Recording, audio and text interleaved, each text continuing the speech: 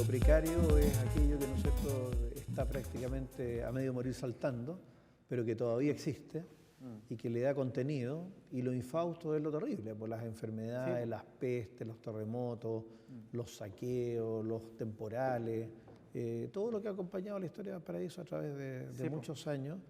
Y entonces, entre lo precario y lo infausto, Valparaíso ha tenido que ponerse de pie permanentemente, y eso cada vez les cuesta más. Sí, pero hay una cosa como resiliencia ya absolutamente establecida, ¿no? ¿Y para qué? Si igual aguanta, igual resiste. ¿Para qué le vamos a colocar esto? Si igual se sobrevive, y eso yo creo que está mal, ¿no? Y yo creo que el porteño, yo viniendo afuera, viviendo tantos años en Valparaíso, me da cuenta de eso, que de alguna manera el porteño tradicional, ¿cierto? El porteñista, como decía Alfredo Barría, de repente tengo la sensación de que está un poco entregado a esto, ¿no? Como que ya da lo mismo. Total, este exotismo pobre, ¿cierto?, es lo que de alguna manera se exporta, pues la imagen, ¿no? La casa que está por caerse en la ladera, ¿cierto? Y que de repente se cae y cae, genera la tragedia. y aparece en la portada del diario, y finalmente esa precariedad de alguna manera es terrible lo que pasa. Estamos en el borderline ahí del siempre derrumbe. En el borde. Valparaíso siempre una ciudad como la primera en todo y la última en llegar. Primer equipo de fútbol, primer alumbrado público, primer tranvía, primer canal de televisión, ¿cierto? Y primeros bomberos. Los primeros bomberos, entonces da un poco de rabia, ¿no? Sí, yo creo que sí. Yo creo que esa contradicción genera una cosa que es triste. Pero a la vez es parte de la melancolía que Valparaíso necesita. Tal vez sin esa melancolía Valparaíso no sería Valparaíso tampoco. Sí, pero de repente da rabia porque, no sé, Portugal, por ejemplo, es una ciudad que se asemeja mucho a Valparaíso, ¿no?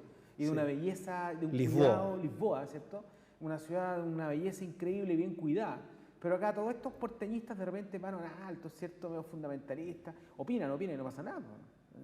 Entonces los mismos ciudadanos, de repente todos tienen soluciones, cosas que yo no entiendo, que a lo mejor tú puedes compartir, a lo mejor. El tema de los ascensores, por ejemplo, ¿no? El tema de los ascensores, que es una cuestión... Maltratado totalmente. Ni siquiera son ascensores, porque son funiculares, ¿no? El único ascensor que tenemos es el Polanco.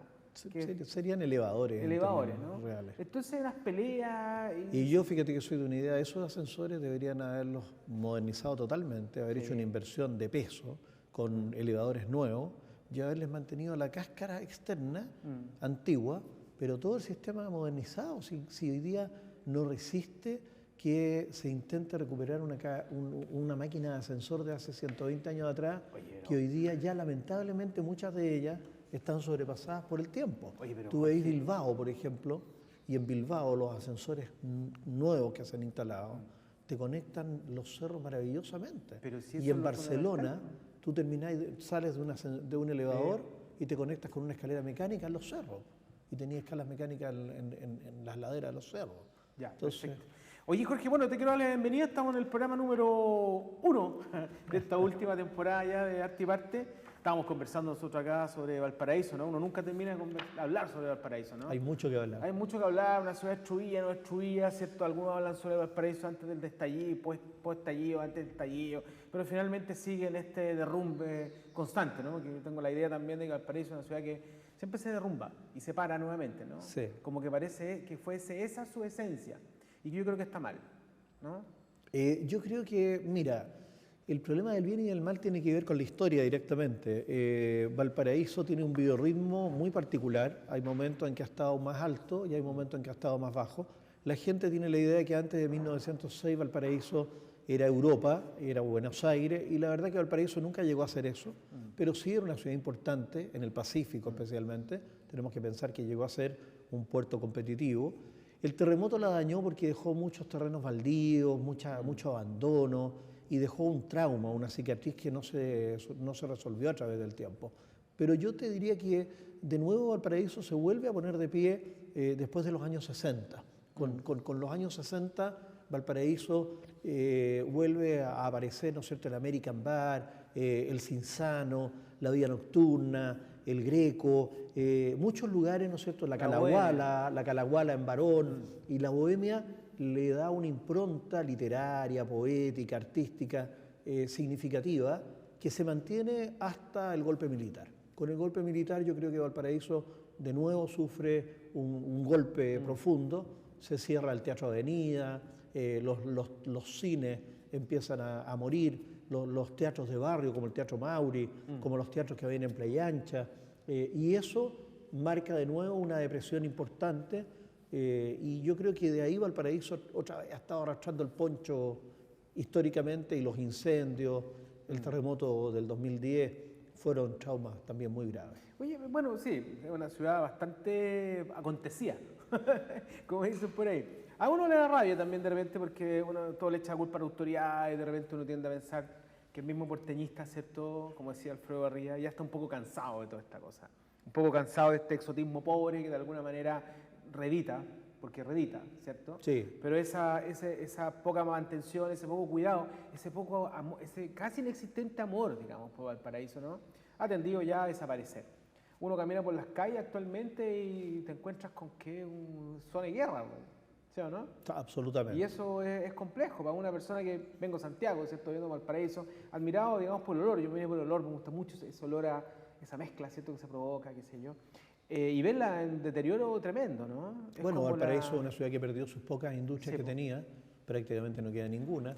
Se cerró Costa, terminó hace muchos años la chilena de tabaco, quedan solamente, ¿no es cierto?, los resabios de lo que es la fabricación hoy día de algunos productos de Córpora, claro. El resto prácticamente todo cerrado, así que, y eso mismo, claro, piensa que hubo poblaciones importantes que hoy día viven al alero de una situación muy precaria, sí. Y lo mismo pasa, ¿no es cierto?, con la vida portuaria. El hecho de que hoy día los turnos de los barcos sean solamente de 8 horas, hace que prácticamente tú no veas marineros, eso mató la vida nocturna, mató la vida de los bares, mató la prostitución, que en alguna medida era parte de la vida, ¿no es cierto?, porteña, guste o no, pero era parte de los ingredientes, y esa literatura que era uno de los aspectos que caracterizaba ese Valparaíso prometedor, hoy día es más traumático. Oye, Jorge, acá tengo en mis manos, dice, los cerros de Valparaíso. ¿Cuántos cerros tiene Valparaíso? La típica pregunta que le hacen un porteño, ¿no? Hablábamos de 42, pero la verdad es que más que intentar poner una definición, yo creo que uno tiene que hacer una propuesta, y en este caso la propuesta está planteada en separar en el libro, a través del acróstico, los cerros fundacionales, que serían el Cerro Concepción, el Cerro Alegre, el Cerro Cordillera, el Cerro Toro, San Francisco y Santo Domingo. Esos serían los cerros fundacionales. Y después hacemos una descripción, ¿no es cierto?, con los cerros del sector norte, que son los que limitan con Viña del Mar. Ahí tenemos Los Placeres, Esperanza y ahora el Cerro Rodelillo fortalecido, ¿no es cierto?, con una población muy creciente. Después vienen los cerros del oriente, desde Barón hasta el Cerro Molino. De ahí los cerros que yo llamo del suroriente, y ahí tenemos desde el Cerro O'Higgins al Cerro San Roque. Después tenemos los cerros del Alto del Almendral. Yo creo que los altos no se han aprovechado y tenemos los altos del Almendral, los altos de Bellavista y los altos del Puerto. Entonces, creo que ese concepto deberíamos recuperarlo de alguna manera, porque tiene que ver con la identidad porteña. Y a lo mejor en la identidad está el rescate. Y yo creo que un poco lo que pasa, ¿no es cierto?, cuando la gente empieza a tener de nuevo orgullo de su pertenencia, y eso le permite de nuevo fortalecerse, levantar el ánimo. Hablando de ese rescate, aquí está muy bella la foto, de hecho estaba mirándolo y concentrado, muy bella la foto. Y allí hay una foto que a mí me llama la atención, yo la conocí.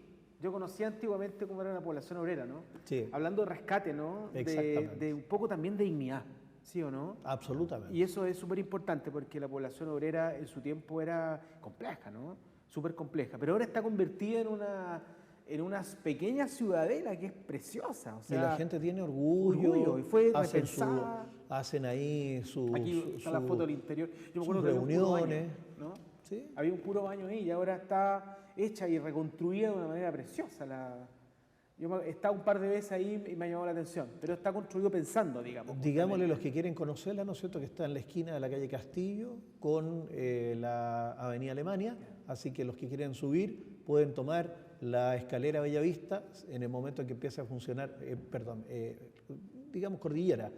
Pueden tomar la escalera Cordillera, subir y cuando esté funcionando de nuevo el ascensor, llegar ahí a Cerro Castillo, ¿no es cierto?, el antiguo lugar donde estaba el mirador del puerto, y subir por la calle Castillo hasta llegar a la Avenida Alemania es una subida de unos 15 minutos caminando y uno llega justo a la esquina donde está ese lugar tan interesante, ¿no es cierto?, que tú estás mostrando. Oye, el tema de los ascensores es un tema sensible también, ¿no? A partir, digamos, de lo que tú estás señalando, ¿no? Porque los ascensores, como estábamos comentando, Lisboa, ¿no? Sí. Es una ciudad que está conectada casi completamente con ascensores. Y aquí uno dice, bueno, ¿cuántos ascensores están funcionando? Son más los que no funcionan que los que funcionan. Yo creo que hoy día si son 8 es mucho. Con suerte. Sí. Pero eso yo creo que no entender también cómo se conecta, cómo se maneja una ciudad. Medellín fue conectada, digamos, a partir de funiculares, ¿cierto? A partir de ascensores, Barcelona también. Y una ciudad, entonces, ¿cómo no entenderla? Tanto urbanista y nadie la entiende. Creo yo que si tú arreglas los ascensores, conectáis la ciudad entera. Absolutamente. Fíjate que yo creo que el problema está en que siempre se piensa que arreglar el ascensor es hacer un favor. No. Y yo creo que la autoridad ha partido en una mala concepción, porque los ascensores hay que arreglarlos en una política global de ciudad y no puntual. Y lo que tú acabas de decir es muy claro. Si uno mirara, por ejemplo, se perdieron ya Numancia, Placeres, esos ascensores ya se perdieron irremisiblemente. Hay uno que está convertido en casa, ahí en el sector, ¿no es cierto?, de Los Placeres, en la ladera cercana a la Universidad Santa María. Numancia solamente queda ahí el vacío, ya imposible la conectividad por la Avenida España. Pero si tú piensas desde el Barón hasta Playa Ancha, hasta la zona de Arrayán, ¿no es cierto?, habría una conectividad maravillosa si estos ascensores volvieran a hacer lo que originalmente se intentaba crear, que era conectar desde la base a la altura, a la cota 100. Claro. Y de la cota 100 se puede seguir hacia arriba, incluso con escaleras, hoy día, ¿no es cierto?, escaleras mecánicas. Fíjate que Barcelona y Bilbao han solucionado muchos problemas de la parte alta de la ciudad a través de la conectividad de escaleras mecánicas. Claro. Si un mall puede poner escaleras mecánicas hasta el 5.º piso, hasta el 8.º piso, ¿por qué la ciudad no puede dotar de buenas escaleras mecánicas y educar? Nosotros tenemos una en Valparaíso que funcionó como un año después de instalarla, ¿no? ¿Y qué pasó?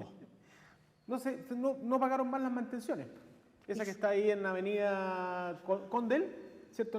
En el cruce, ¿cómo se llama esta calle? Casi al lado de la Plaza Victoria, digamos.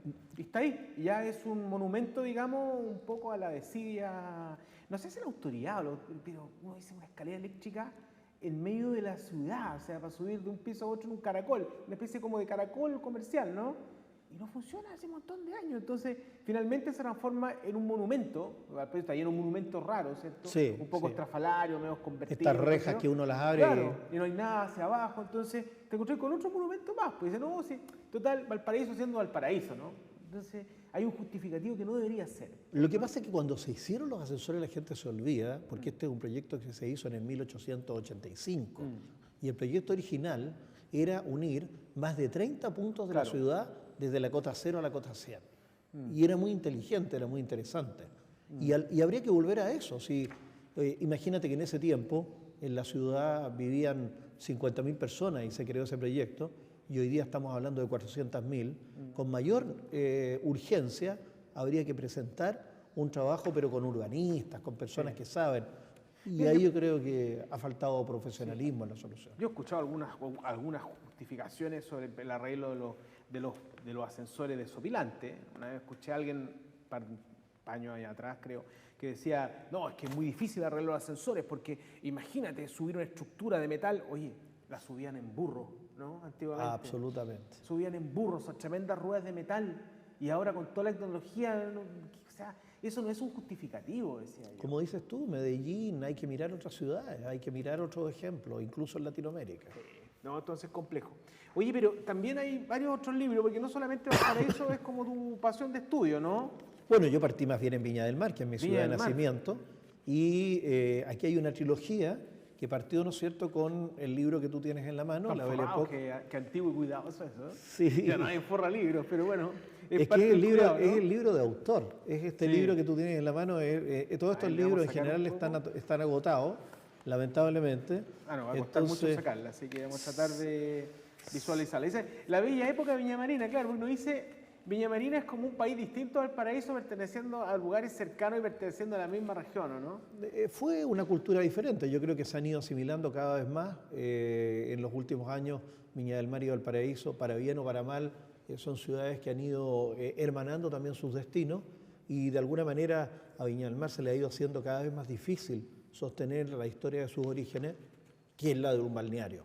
Originalmente Viña del Mar se desarrolla como balneario y a algunos le pesa usar estas palabras, entonces la gente dice, el balneario te suena una cosa internacional, europea, extranjerizante, pero el balneario viñamarino era para los mendocinos, era un lugar muy atractivo para gente que visitaba nuestra ciudad. Claro, una ciudad que parece mucho más emperifollada, ¿no? que Valparaíso, ¿no? Bueno, tiene un vestimenta, hipódromo, tiene club de golf, claro. Finalmente un estadio que se posiciona al lado de una laguna como Sausalito. Tiene un perfil interesante en un momento determinado y yo creo que eso Viña del Mar por mucho tiempo lo sostuvo como una fortaleza. Oye, Jorge, dentro de tu estudio de esto, ¿existió algún momento en que estas dos ciudades, ¿no? Valparaíso y Viña del Mar, lograron transformarse como en ciudades diferenciadas? Te lo digo en que, por ejemplo, Viña del Mar existió, ¿no? Esa época en que Viña del Mar era la ciudad dormitorio, entretención y Valparaíso era la ciudad para venir a trabajar. Claro, y de hecho las universidades estaban en Valparaíso y hoy día, si tú piensas, las grandes universidades tienen todas sedes y algunas han trasladado incluso sus oficinas más importantes a Viña del Mar.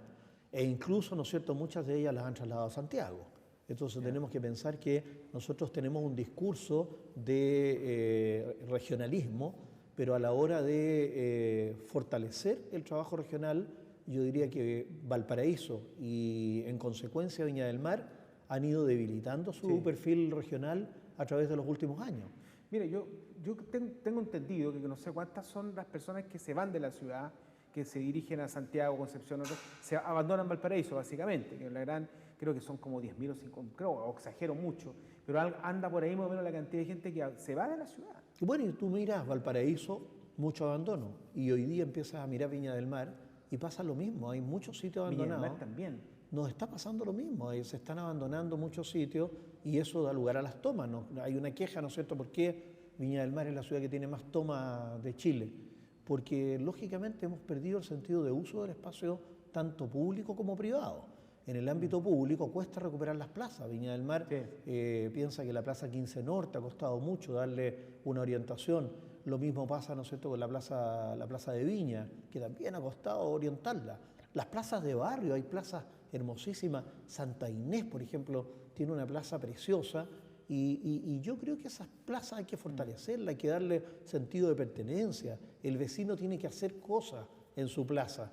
Tú miras las plazas europeas y no es una cuestión de inversión. La gente en la plaza juega dominó, juega ajedrez, hay campeonatos de brisca. En los fines de semana hay venta de garage y la gente lleva sus cositas, las instala y el municipio ¿qué hace? Propicia, da el permiso.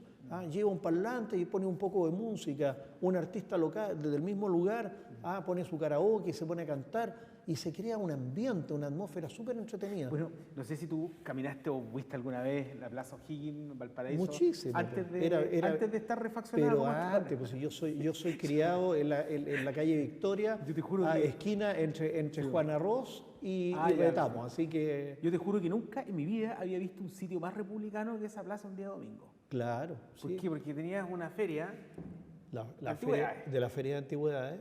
Un par de predicadores, ¿cierto? Evangélicos de la historia, de toda la historia, de siempre. Preparaban, qué sé yo, anticucho de un lado, otra señora vendía, y más los juegos para los niños. ¿cierto? Otra señora vendiendo los dulces clásicos, los paragüitas, ¿no es cierto? La cantidad de cosas que se daban ahí, que era como un universo absoluto. Absoluto. De un republicanismo, pero absoluto. Entonces, yo me iba a pasear de repente con mis amigos porque me gustaba justamente ver esa... Y los escaños con los abuelitos y la gente... Ese sincretismo cultural que encontraba ahí al paraíso. Sí. Y yo miraba el cerro y miraba esto y es eso, pues si Valparaíso es una ciudad finalmente que yo creo que no tiene límites, ¿cierto? No tiene límites, que no están claros los límites. Mira, ahora nos pasó lo mismo, estábamos hablando de Viña del Mar y nos pasamos a Valparaíso. Sí, ¿Y por qué nos pasa eso? Porque Valparaíso tiene una capacidad de atracción que es muy fuerte.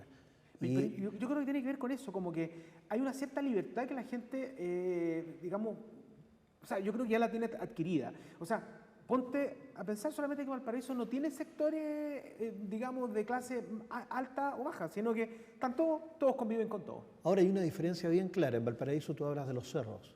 Claro. En Viña del Mar tú hablas de las poblaciones. De las poblaciones. Tú no tienes cerros con la identidad que tienes en Valparaíso. Tú no hablas del Cerro Chorrillo, no hablas del Cerro Miraflores, ¿te fijas? Hablas de Miraflores como un barrio, hablas de Chorrillos como un barrio, y el concepto de cerro que tiene tanta importancia en Viña del Mar no tiene ese arraigo. La gente de Santa Inés, la gente de Achupaya, a la gente de Nueva Aurora, no pertenecen al cerro de Nueva Aurora. Claro. Tú no hablas del... En cambio, en Valparaíso, cada sector, cada ladera y cada quebrada linda un cerro, y eso es un carácter bien particular, muy singular y que es propio del porteño. Y nosotros en Viña del Mar yo creo que tenemos que fortalecer el sentido de barrio. Viña del Mar es una ciudad donde el barrio forestal, el barrio de Chorrillo, el barrio de Miraflores tienen un contenido histórico muy fuerte porque están ligados a los barrios industriales. Pensemos que Viña del Mar, ¿no es cierto?, tuvo una población industrial importante, sí, ligada a lo textil, tuvo una población industrial ligada al azúcar. Entonces, eso yo creo que Viña del Mar, piensa, el sector de la CRAF no quedó un testimonio, sí, no quedó una placa. Es una cuestión insólita, injusta. ¿Cómo de una población tan importante que generó tanto trabajo no queda ni siquiera una placa que recuerde que ahí estuvo la compañía refinería de azúcar de Viña del Mar? Y va a pasar el tiempo, una o dos generaciones más, y la gente va a preguntar, ¿y dónde estaba la CRAF? Oye, y este otro libro que está bastante grande también, ¿cierto?, que se llama Viña Marina, la historia a partir de un corso de flores. Bueno, esto es uno de los temas que unió Valparaíso con Viña del Mar.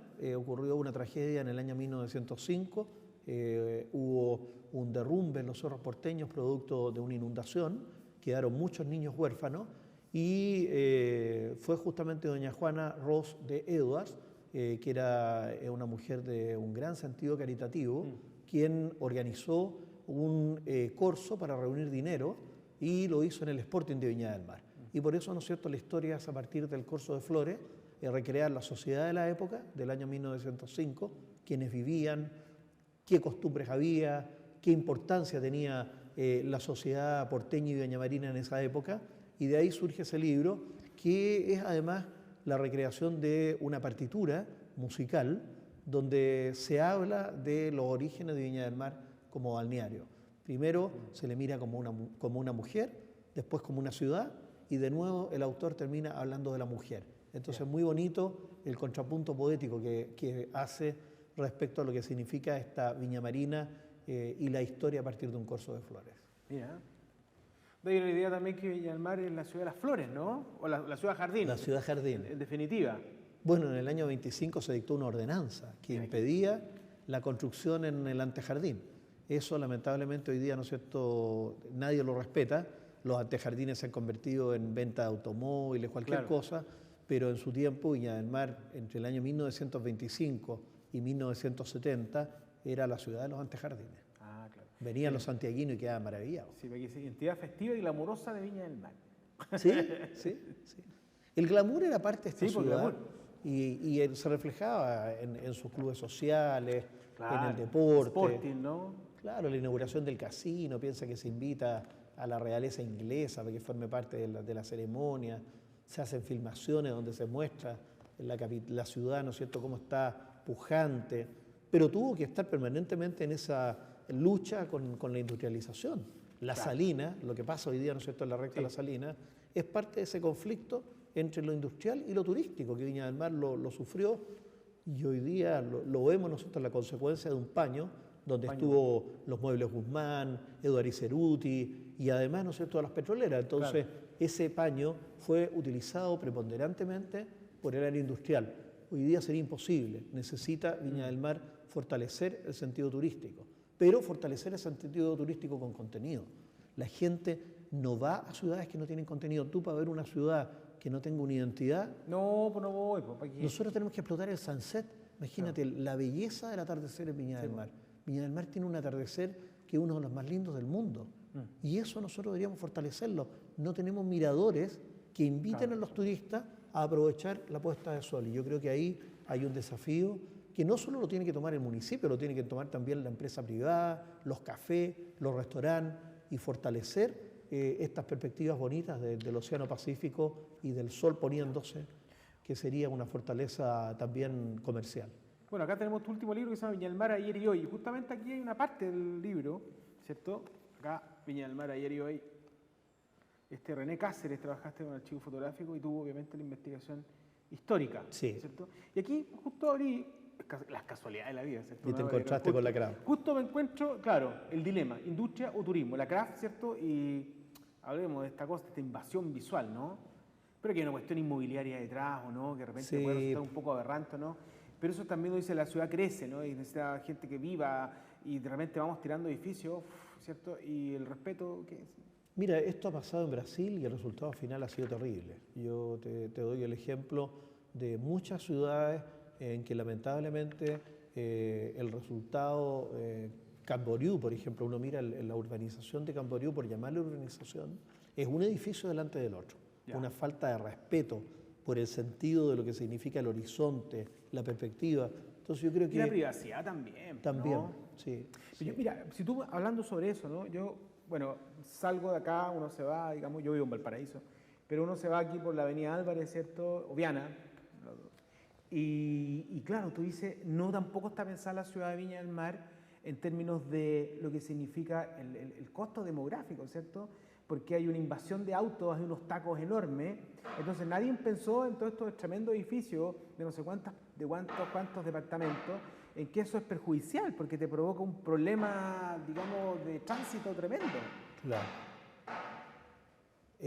Mira, yo creo que en realidad si uno piensa cómo resolver esos problemas, ese es un problema del mundo. Sí. Hay que decir que hoy día el problema de la urbanización es de una sociedad que convive con muchos más automóviles, con mucha más gente, y evidentemente eso hace que ciudades, por ejemplo Viña del Mar, pensemos, en su tiempo tuvo 80.000 habitantes, hoy día 420.000. Claro, o sea, entonces, yo cuando nací, en esta ciudad éramos 120.000, 125.000 personas. Casi nos conocíamos todos. Uno salía a la calle y no caminabas una cuadra sin saludar a alguien. Hoy día no nos pasa eso. Tenemos menos relaciones humanas. Hemos perdido el café como espacio de sociabilidad. Hemos perdido la calle. La gente ya le tiene miedo a quedarse en la calle conversando. Entonces, tú te encuentras con alguien y a lo más nos vemos. Ese es el saludo hoy. Antes el viñamarino dialogaba, conversaba, había un espacio, incluso la calle tenía el ancho para que la gente pudiera conversar. Claro. Hoy día todo eso se ha perdido. Los viñamarinos hemos perdido parte de nuestra calidad de vida porque la ciudad cambió, ya no es la misma en la que yo nací y en la que yo viví mi infancia y que tenía características, estudiaba la calle de Valparaíso, la música característica de la Navidad, el trencito paseándose, ¿no es cierto?, por la calle de Valparaíso, y uno con la mamá lo tomaba y era ir saludando, ir viendo toda una escena que lamentablemente al tiempo la va perdiendo. Bien. Muchas gracias, Jorge. Ahí la conversación siempre se hace poco. Muchas gracias por el venido.